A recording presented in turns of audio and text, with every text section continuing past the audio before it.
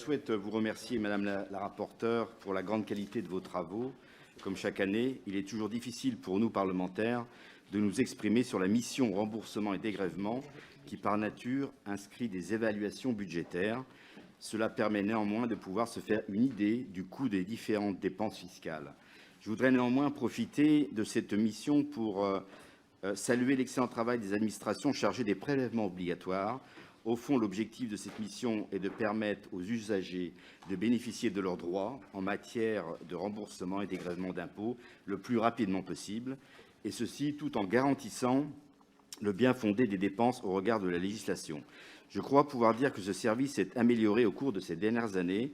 Cette amélioration donc de la qualité du service rendu se traduit notamment pour les usagers professionnels par une gestion plus souple de leur trésorerie qui améliore leur compétitivité.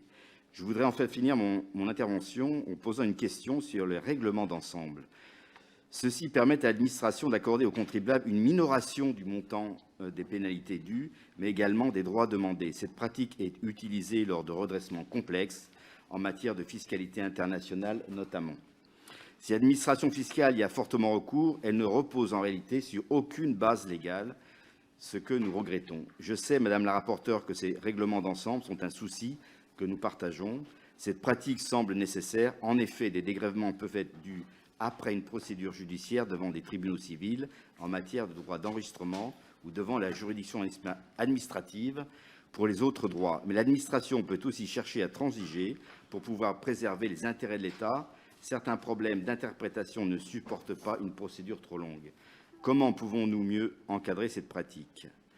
Les députés démocrates voteront en faveur de ces crédits. Monsieur Loiseau, sur les règlements d'ensemble, je partage votre avis.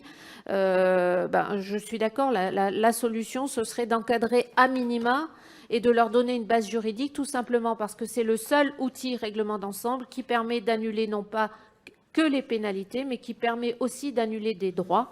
Donc, avec des sommes importantes, vous pourrez le voir dans le rapport. Donc, oui à l'encadrement.